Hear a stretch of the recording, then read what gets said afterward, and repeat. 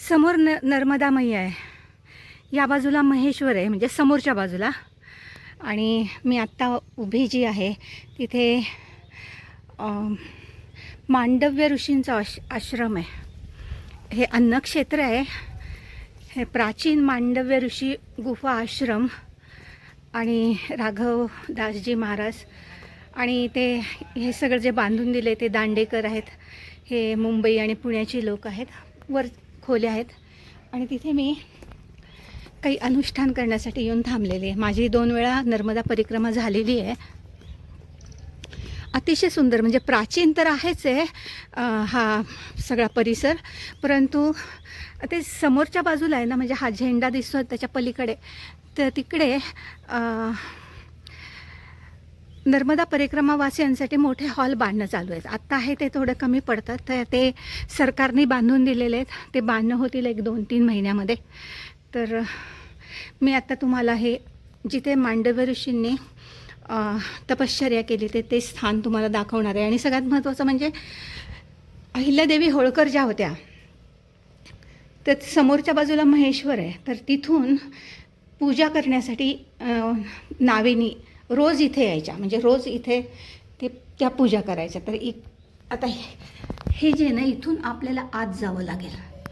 जे समोर दिसतंय ना, तिथे जाऊन पाहूया आपण. त्या बाजूने आपण आतमध्ये आल्यावर एक खालच्या बाजूला गुहा आहे आणि हे वरच्या बाजूला जे आहे ना, ही एवढीच आहे. इथे शिवलिंग ठेवलेलं आहे, छोटं आहे. म्हणजे हे वरच्या बाजूचं जे आहे ते अंधार एवढा आहे की आपल्याला काहीच कळत नाही.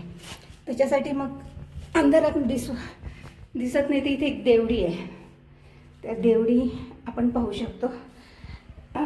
तिथे दिवा लावल्यावर आपल्याला काही थोडं प्रमाणात दिसेल, पण आत्ता तर काही दिसत नाही आहे मला.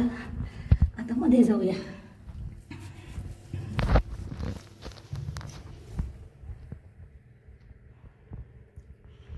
ही साधनेची आणि ध्यानधारणेची जागा आहे. आता मी आतमध्ये जाते.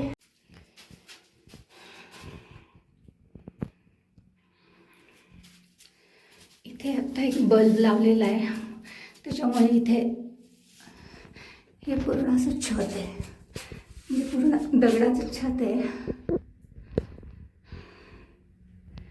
हे खूप आधीच आहे.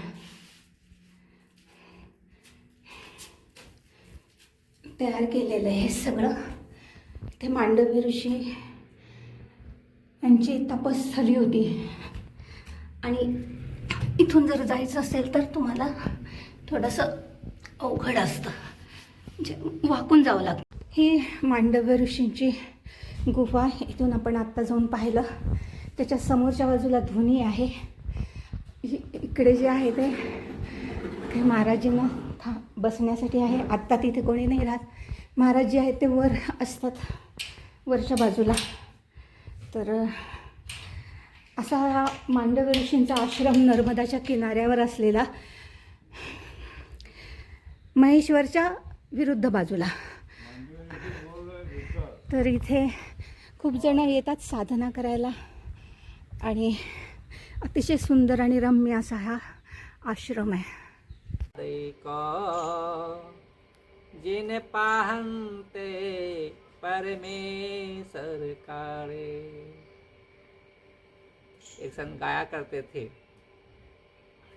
सूर्य अनेक फिरे पद गावत, पर सूर सरस पद स्वाद कहाँ है।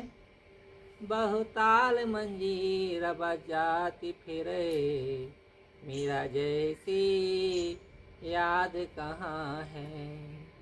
सिया राम कथा कितना ने लिखी, तुलसी जैसी मर्याद कहाँ है। नरसिंह बसे प्रति खम्मन पर कारण को पहलाद कहाँ है। पर कारण को पहलाद कहाँ है। आज भी प्रत्येक खम्भे में भगवान का निवास है, पर प्रहलाद नहीं है।